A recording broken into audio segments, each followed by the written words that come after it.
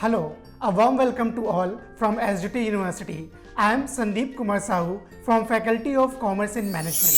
Today we will be learning the remaining concept under the chapter Income from Capital Gain, where we will learn about the exemption provision relating to Section 54, 54B, 54EC and 54F.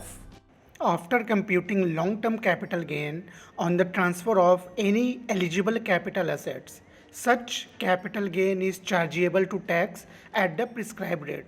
When we talk about tax planning or exemptions or certain relaxation from such capital gain, there are different sections where one can make investment and claim exemption from the tax liability. Like Section 54, where one can make investment in the residential house property. Section 54B, where investment can be made in the agricultural land. Section 54D, investment can be made while the transferring industrial land and building to any other undertaking. Section 54EC, where investment can be made in the specified bonds of Rural Electrification Corporation and National Highway Authority of India. Section 54EE, where investment can be made in the notified funds. Section 54F, where one can make investment in the purchase of any other residential house. This section is a bit different from Section 54.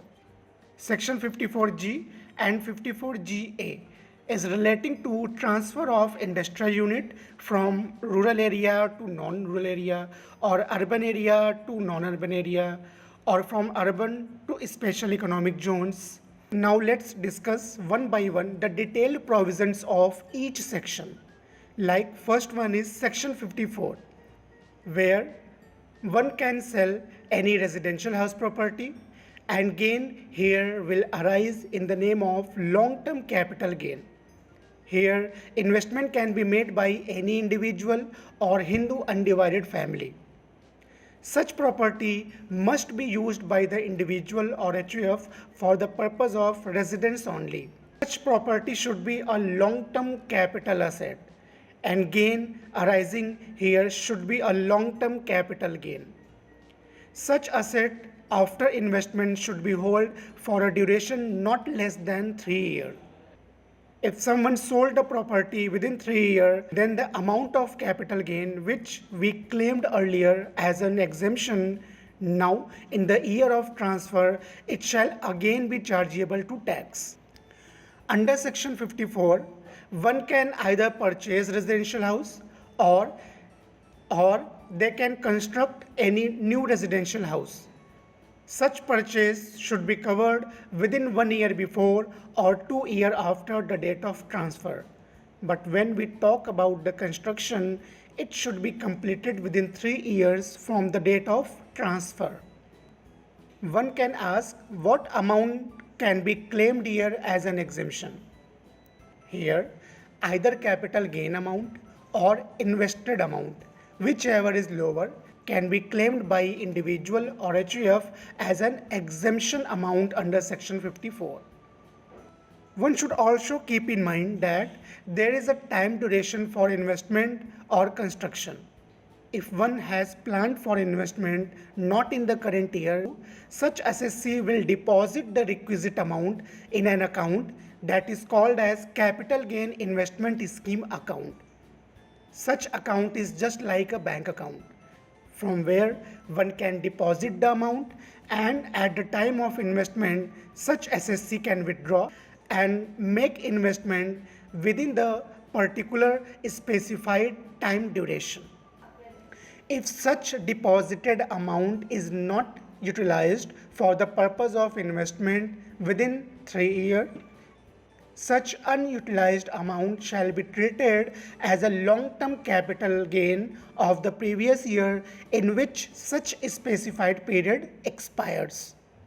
Let's take an example where an individual purchased a residential house property in year 2001-2002 for a value of rupees 15,20,000, and the house was sold by him in the year May 2017 for a value of rupees 63 lakh.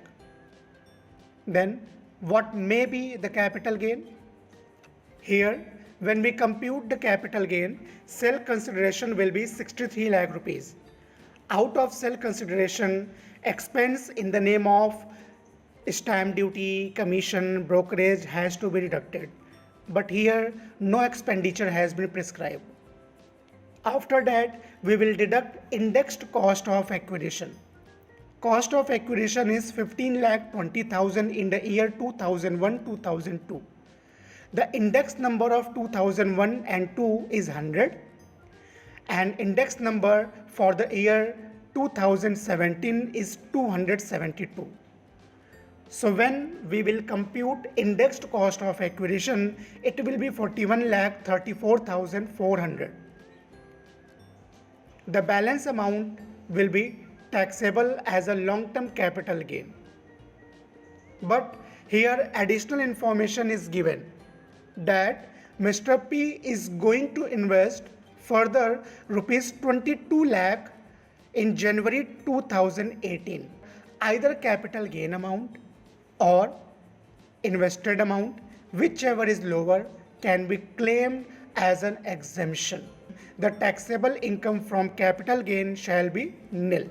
Question further asks the information relating to year 2020-21. The selling price of the new house is rupees 18 lakh. As the new residential house property has been transferred within 3 years, accordingly, the capital gain exemption, whatever we have claimed earlier, rupees 22 lakh, shall be reduced from the cost of acquisition.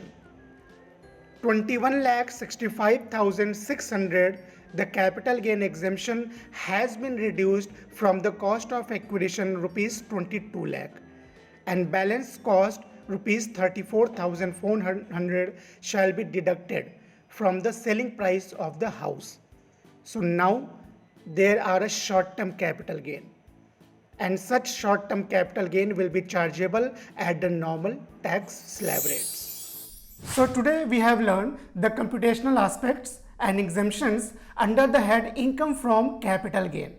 In the next session, we will learn and explore more about different aspects of income. Keep learning, keep growing. See you next time.